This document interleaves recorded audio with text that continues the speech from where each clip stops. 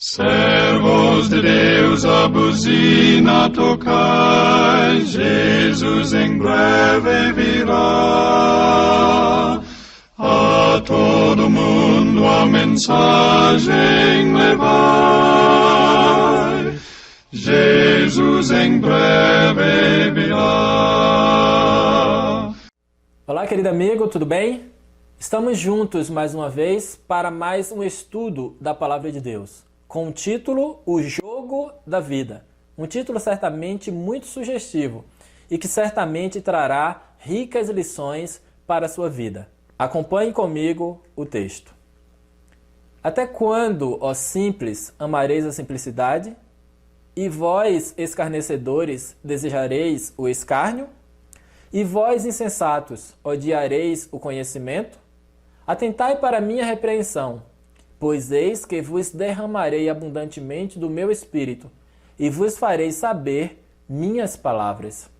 Entretanto, porque eu clamei e recusastes, e estendi a minha mão, e não houve quem desse atenção, antes rejeitastes todo o meu conselho, e não quisestes a minha repreensão, também de minha parte eu me rirei na vossa perdição e zombarei em vindo o vosso temor. Vindo o vosso temor como a assolação, e vindo a vossa perdição como uma tormenta, sobrevirá a vós aperto e angústia. Então clamarão a mim, mas eu não responderei. De madrugada me buscarão, porém não me acharão. Porquanto odiaram o conhecimento e não preferiram o temor do Senhor.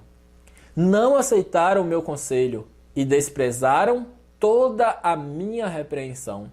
Portanto, comerão do fruto do seu caminho e fartar-se-ão dos seus próprios conselhos, porque a comodidade dos simples os matará e a prosperidade dos tolos os destruirá.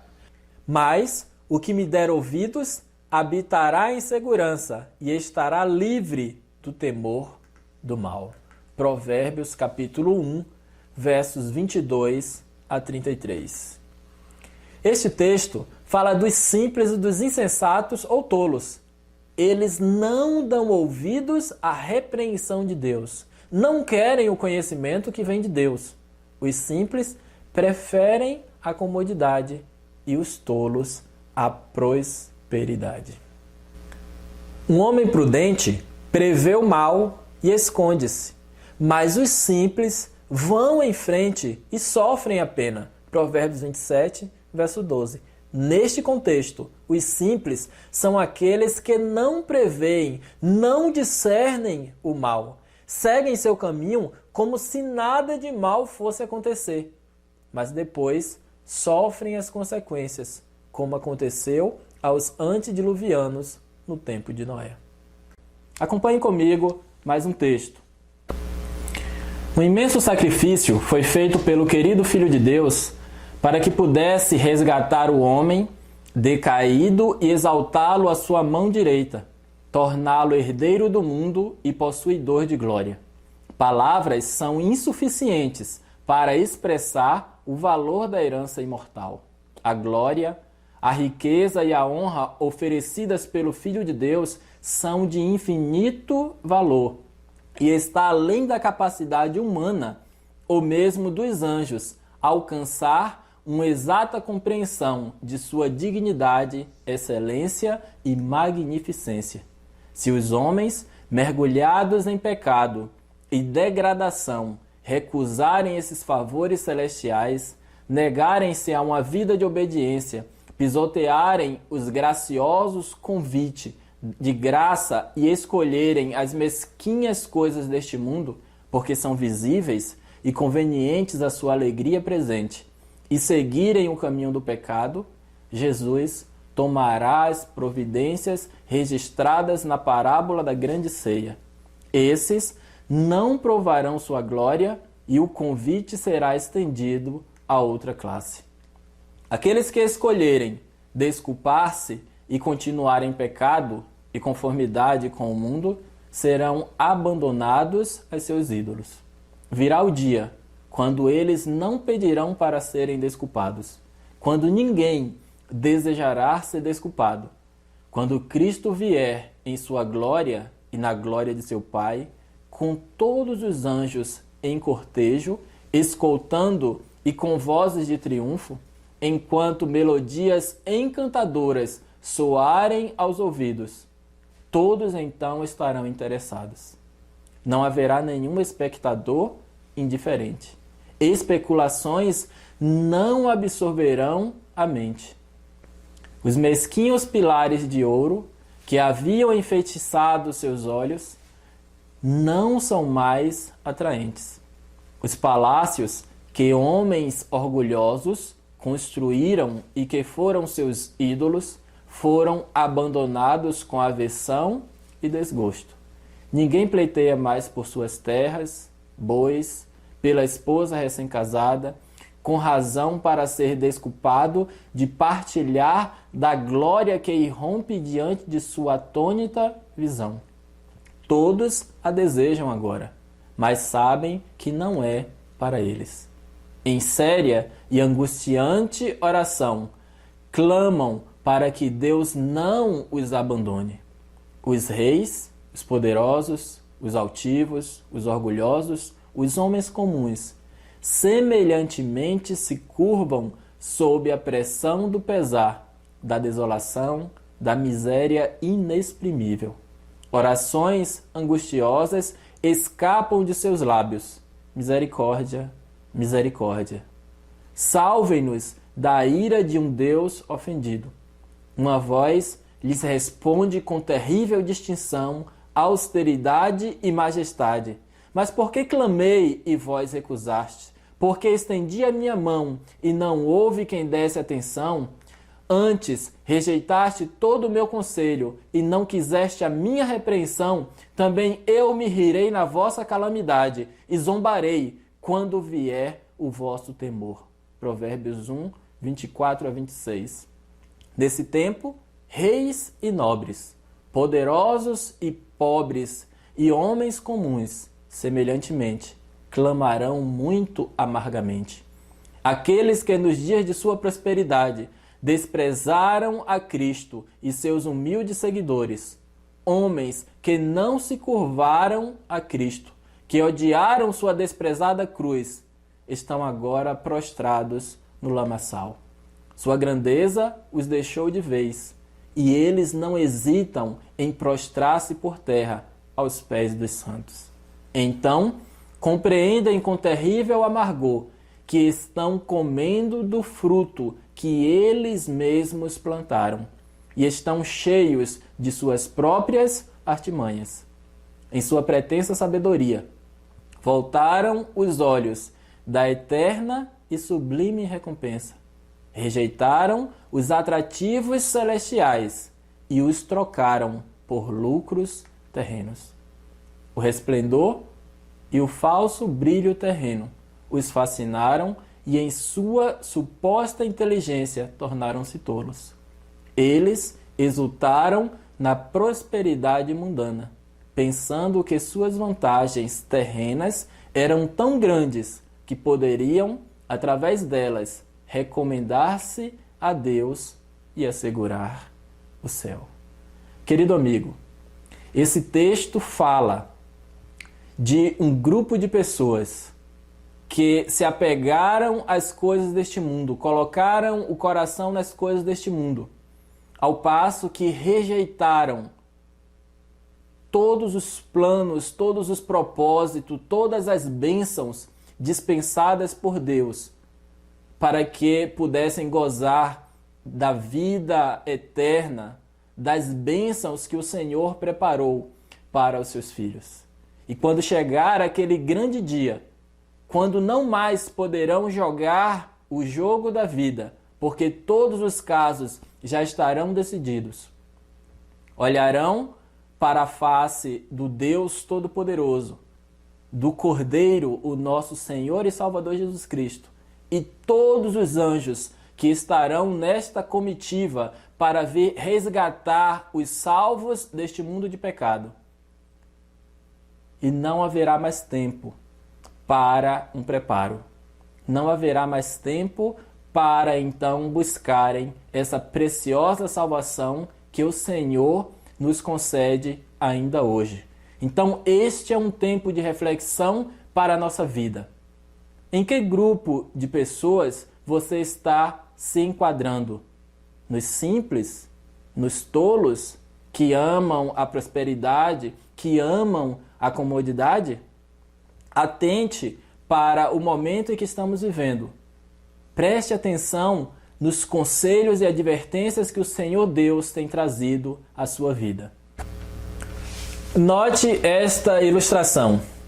O mundo todo está dentro de um grande barco, descendo a correnteza do rio, mas não enxergam o perigo à frente. Todos ali gozam da festa, da segurança do barco, né, de estar ali entre os amigos, curtindo a vida, e não se apercebem do que vem à frente. Mas observe, depois da curva do rio, vão perceber que o barco irá cair na foz, isto é, na garganta do diabo. Querido amigo, esta é a triste realidade que se encontra ao nosso mundo. Todos correndo atrás de trabalho, casamento, família, curtindo a vida da melhor forma que é possível, mas se esquece que logo ali à frente está então a foz, a garganta do diabo, onde muitos que não estão atentos para o momento em que estão vivendo irão cair. Então é possível para você ainda hoje pular fora deste barco que é o mundo, para que não venha se perder juntamente com todos. Logo depois da parábola dos convidados, relatada em Lucas 14, versos 15 a 24, Jesus fala do preço do discipulado. E ele diz: se alguém vier a mim e não aborrecer a seu pai, e mãe, e mulher, e filhos, e irmãos e irmãs, e ainda também a sua própria vida, não pode ser meu discípulo. E qualquer que não levar a sua cruz e não vier após mim, não pode ser meu discípulo. Lucas 14, versos 26 e 27. Assim, pois, qualquer de vós que não renuncia a tudo quanto tem, não pode ser meu discípulo. Lucas 14, verso 33. Quem ama o pai ou a mãe mais do que a mim, e quem ama o filho ou a filha mais do que a mim, não é digno de mim. E quem não toma a sua cruz e não segue após mim, não é digno de mim. Quem achar a sua vida, perdê-la-á. E quem perder a sua vida, por amor de mim, achá-la-á. Mateus 10, versos 37 a 39. Jesus diz ainda: se alguém quiser vir após mim, negue-se a si mesmo e tome a sua cruz e siga-me. Porque qualquer que quiser salvar a sua vida, perdê-la-á. Mas qualquer que perder a sua vida por amor de mim e do Evangelho, esse a salvará. Marcos 8, verso 34 e 35. Ele diz ainda: lembrai-vos da mulher de Ló. Qualquer que procurar salvar a sua vida, perdê-la-á. E qualquer que a perder, salvá-la-á. Lucas 17, versos 32 e 33. O que Cristo quis então dizer com achar ou salvar a vida? No contexto dos versos anteriores, achar a vida é não satisfazer as condições do discipulado, ou seja, é deixar de levar a própria cruz, é deixar de negar-se a si mesmo, é não morrer para o eu, não abandonar os ídolos acariciados, é amar mais o mundo do que a Deus, como fez a mulher de Ló. É querer a comodidade como fazem os simples e a prosperidade como fazem os tolos. O verdadeiro discípulo não viverá para gratificar o amado eu, mas para Cristo e para o bem de seus pequeninos irmãos. Ele deve sacrificar sua comodidade, seus prazeres, seu conforto, sua conveniência, sua vontade e seus desejos egoístas por amor à causa de Cristo ou nunca reinará com ele em seu trono. Que texto importante. Eu vou repetir para que fique bem claro para todos nós. O verdadeiro discípulo não viverá para gratificar o amado eu, mas para Cristo e para o bem de seus pequeninos irmãos. Ele deve sacrificar sua comodidade, seus prazeres, seu conforto, sua conveniência, sua vontade e seus desejos egoístas por amor à causa de Cristo, ou nunca reinará com ele em seu trono. Então, qual deve ser a motivação para tomarmos a nossa cruz? Atente para os seguintes versos. Por amor de mim e do Evangelho. Marcos 8, verso 35. Se me amais, disse Jesus, guardareis os meus mandamentos. João 14, verso 15. Por amor de ti, somos entregues à morte todo o dia. Romanos 8, verso 36. Quem tem o Filho, tem a vida. Quem não tem o Filho de Deus, não tem a vida. Examinai-vos a vós mesmos, se permaneceis na fé. Provai-vos a vós mesmos. Ou não sabeis quanto a vós mesmos que Jesus Cristo está em vós? Se não é que já estáis reprovados. 2 Coríntios 13, verso 5. Ter o Filho de Deus na vida é relacionar-se com Cristo a tal ponto que o cristão passa a absorver a natureza divina de Jesus. O Espírito de Cristo domina todo o ser. Quando alcançou este estágio, Paulo, que passou a amar verdadeiramente a Cristo, ao ponto de viver em completa comunhão com Ele, em Gálatas 2, versos 19 a 20, ele afirma: já estou crucificado com Cristo, logo, já não sou eu quem vive, mas Cristo vive em mim. E esse viver que agora tenho na carne, vivo pela fé no Filho de Deus, que me amou e a si mesmo se entregou por mim. Que texto maravilhoso! Quando Paulo, já gozando de uma plena comunhão com Deus, tendo a presença do Espírito Santo de Cristo em sua vida, ele pôde afirmar que não mais vivia. Cristo já tinha dominado todo o seu ser. E ele então afirmava com segurança que já não mais vivia ele, mas que Cristo estava então dominando todo o seu ser. Que esta, meu irmão, seja a bênção da minha e da sua vida.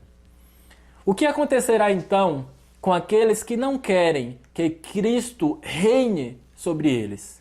Voltando então agora à parábola dos convidados, atente. E, chamando 10 servos seus, deu-lhes 10 minas, e disse-lhes: negociai até que eu venha. Mas os seus concidadãos odiavam-no e mandaram após eles embaixadores, dizendo: não queremos que este reine sobre nós. E quanto àqueles meus inimigos, que não quiseram que eu reinasse sobre eles, trazei-os aqui e matai-os diante de mim. Que texto forte, amigo.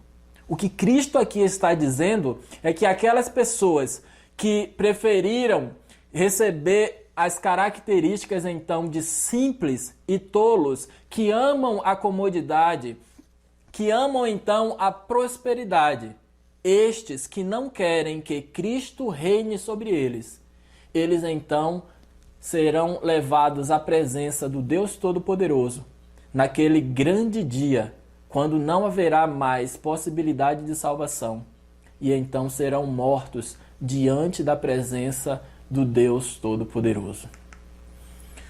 Como se joga então o jogo da vida? Lucas 13, verso 24, nos traz um importante texto. Agonizai-vos, do grego agonizomai, para entrar pela porta estreita, pois vos digo que muitos procurarão entrar e não serão capazes.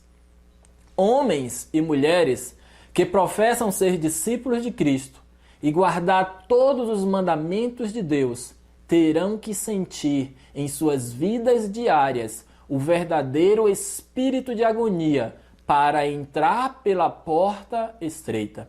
Os que se agonizam são os únicos que forçarão sua passagem pela porta apertada e pelo caminho estreito que conduz para a vida eterna, para a plenitude de alegria e eterno prazer. Aqueles que meramente buscam ou tentam entrar nunca serão capazes. Toda a vida cristã de muitos será gasta em esforços não maiores do que buscar, e sua única recompensa será depararem-se com a total impossibilidade de entrar naquela porta estreita.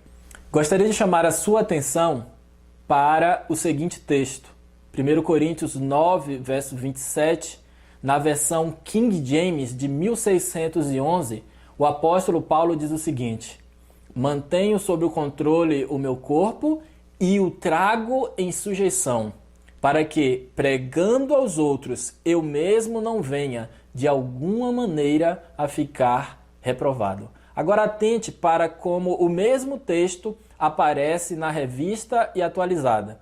Mas esmurro o meu corpo e o reduzo à escravidão, para que, tendo pregado a outros, não venha eu mesmo a ser desqualificado. Observe então que na primeira parte do verso, na King James, aparece a expressão mantenho sob controle o meu corpo e o trago em sujeição. Isto é o que glorifica a Deus. Esta é a mensagem que o Senhor quer trazer para a minha e para a sua vida. Que nós podemos sim manter sob controle o nosso corpo e trazê-lo em sujeição. Isto é o que glorifica a Deus. E nós podemos fazer isto quando temos a presença do Espírito Santo em nossa vida.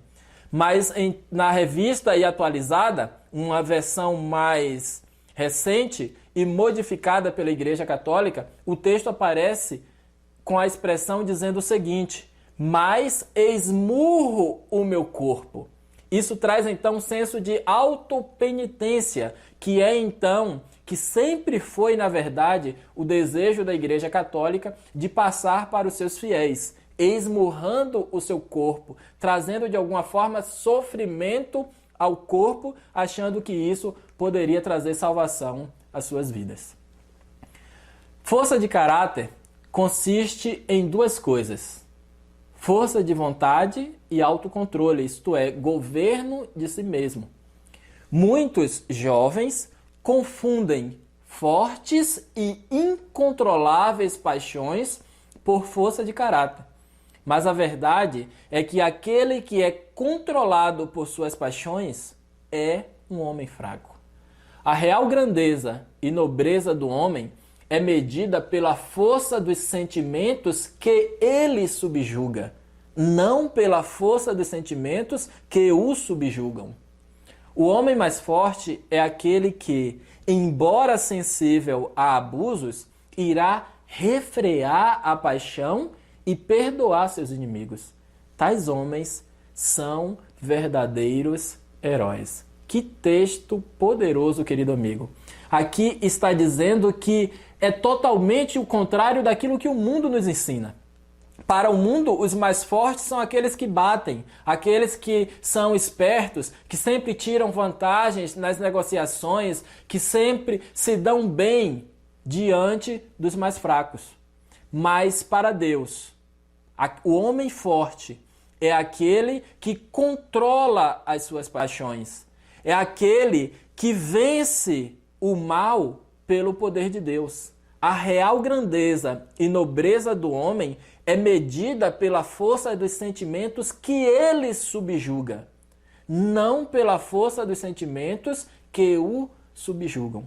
Que contraste, querido amigo, com o mundo e aquilo que ele nos ensina para com os ensinamentos de Deus, né? Quando diz que nós precisamos controlar nossas paixões, controlar nossa natureza, controlar os nossos impulsos. e não deixar ser controlados por esses traços e maus defeitos de caráter. A consagração de sua parte deve ser inteira. Deus não admitirá nenhuma reserva, nenhum sacrifício dividido. Não podes acariciar nenhum ídolo. Tu deves morrer para o eu e para o mundo. Renove sua consagração a Deus diariamente. A vida eterna é digna de um esforço incansável, perseverante e por toda a vida. Querido amigo, que contraste, então, o conselho de Deus diante de um mundo que diz que nós não podemos vencer o pecado, que nós não precisamos lutar pela salvação porque Cristo já fez tudo por nós. O texto nos diz claramente que nós precisamos morrer para o eu e para o mundo, que nós precisamos renovar a nossa consagração a Deus diariamente. E nos diz mais, que a vida eterna é digna de um esforço incansável, perseverante e por toda a vida. Que esforço você tem feito para alcançar a salvação em Cristo Jesus? Fica a reflexão para a sua vida. Sua energia e perseverança em aperfeiçoar um caráter cristão deveriam ser tão maiores do que a demonstrada em qualquer outro empreendimento, quanto as coisas da eternidade são de maior importância que os assuntos temporais. Querido amigo, eu gostaria de convidar você à seguinte reflexão. Você que se dedica muito ao seu trabalho, ao seu comércio, suas negociações, sua família, já parou para pensar que muitas vezes você tem dedicado muito mais da sua vida a coisas que são passageiras, que são temporais, e aquilo que é mais importante, a vida eterna, aquilo que o Senhor tem preparado para nós, tem sido deixado de lado? Atente para o momento que estamos vivendo e a oportunidade que o Senhor ainda nos dá de corrigir essas dificuldades em nossa vida.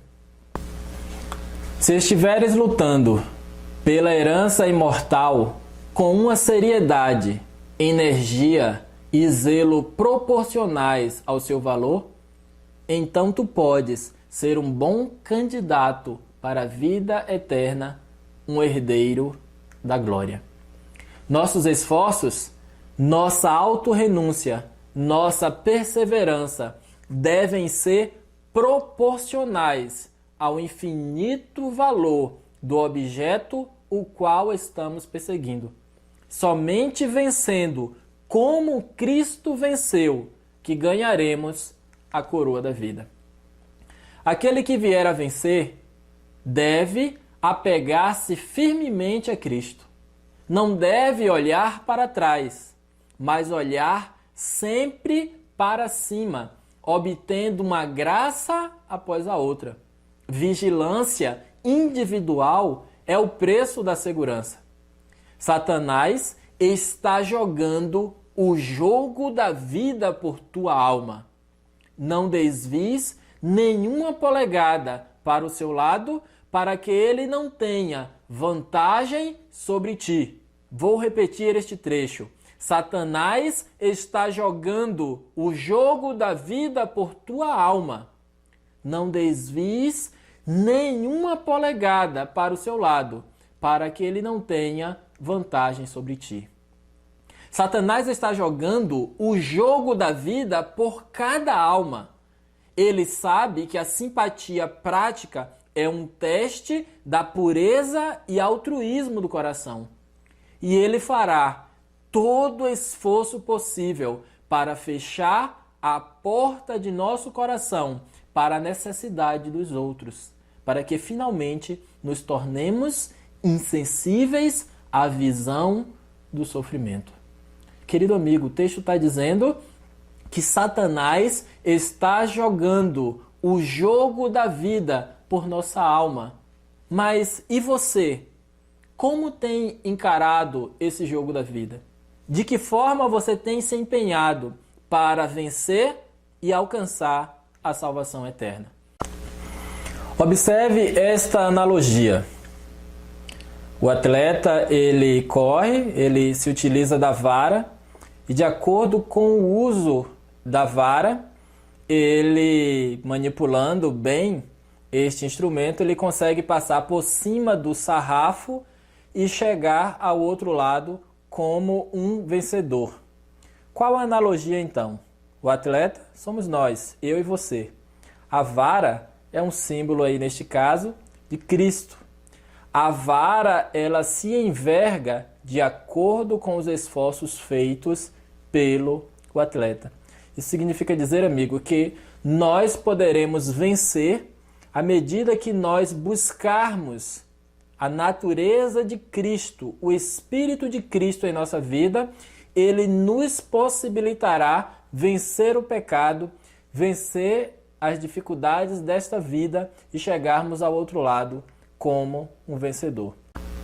Por outro lado, veja o que diz este jesuíta alemão, que influenciou grandemente a teologia ensinada no Concílio Vaticano II.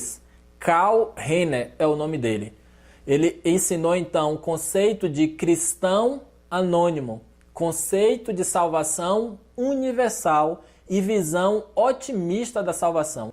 Resumindo então o que o Karl Rahner ensinou, ele está dizendo que o homem pode ser salvo de qualquer forma, independentemente de esforçar-se ou não.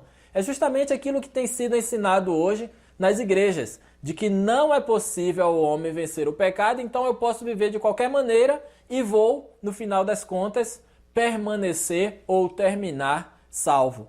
Veja a frase dita por este homem: algumas coisas são compreendidas não por captar a ideia, mas por deixar-se captar pela ideia. Veja que filosofia satânica, diabólica, que poderia vir somente de um jesuíta, né? Alguém formado para enganar o povo de Deus. Esse teólogo que tem influenciado grandemente a teologia moderna. Muito cuidado, querido amigo, para não cair no erro de achar que pode deixar-se captar por estas ideias que não são compreendidas à luz da Bíblia, porque muitos se perderão seguindo essas filosofias e, repito, filosofias satânicas. Porém, a realidade é outra.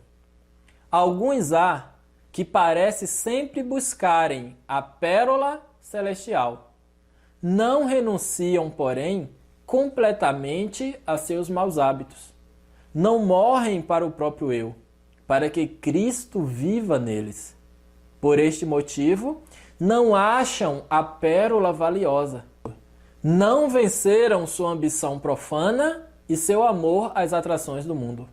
Não tomam a cruz e não seguem a Cristo no caminho da abnegação e sacrifício. Quase cristãos, mas não plenamente.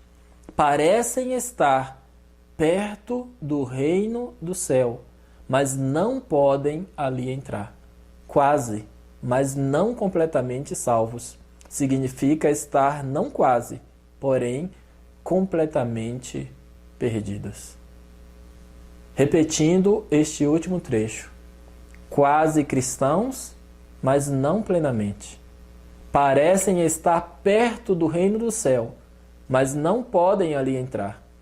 Quase, mas não completamente salvos. Significa estar não quase, porém completamente perdidos. Sem fé é impossível agradar a Deus. Hebreus 11, verso 6. Podemos ter a salvação de Deus em nossa família, mas devemos crer neste sentido, viver neste sentido e ter constante, inabalável fé e confiança em Deus.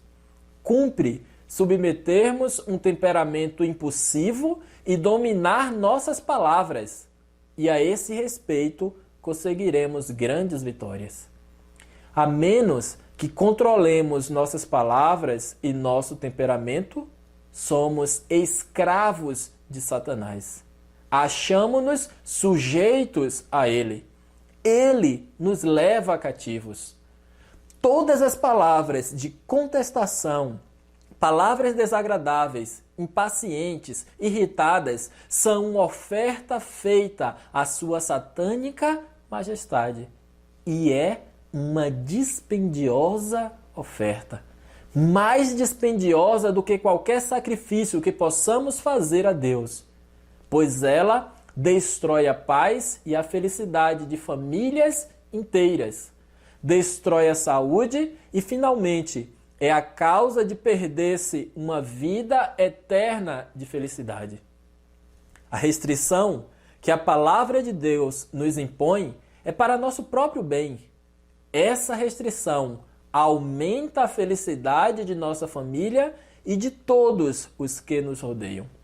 Apura-nos o gosto, santifica-nos o discernimento e traz paz de espírito e, no fim, a vida eterna.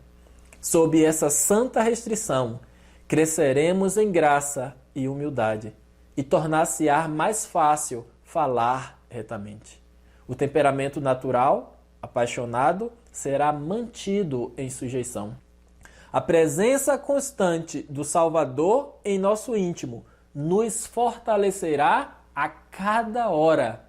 Anjos ministradores demorar-se-ão em nossa morada e levarão alegremente para o céu as novas de nosso progresso na vida divina. E o anjo relator fará um registro animador e feliz. Estreita é a porta e apertado o caminho que conduz à vida, e são poucos os que acertam por ela. Mateus 7, verso 14.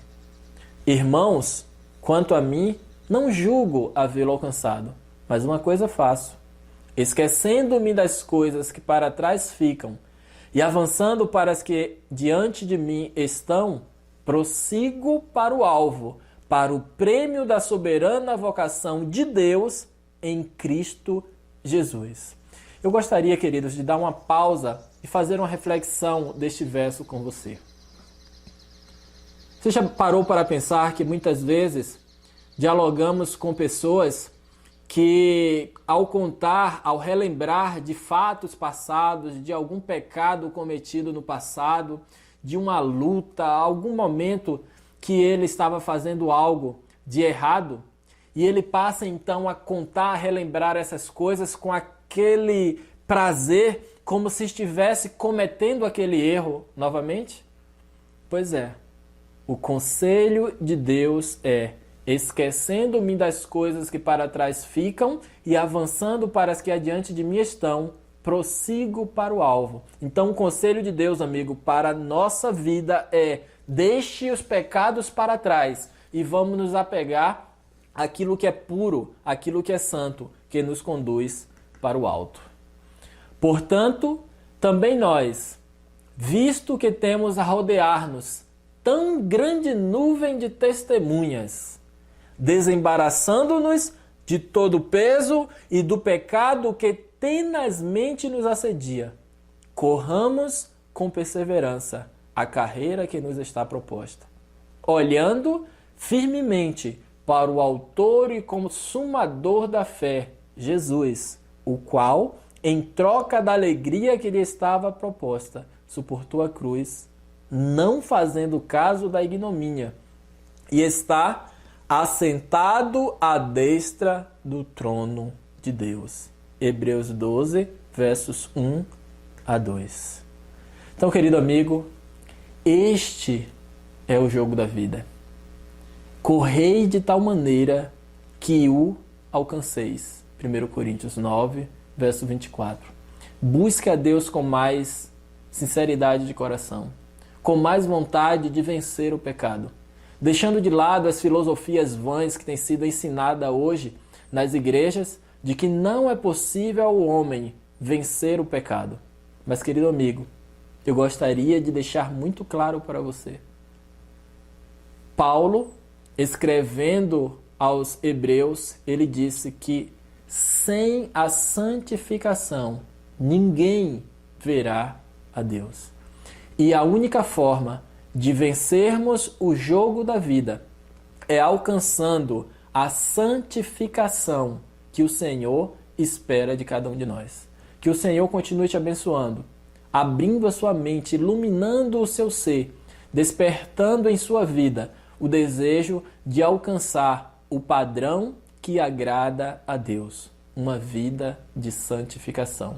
Este é o jogo da vida, correr de tal maneira que o alcanceis.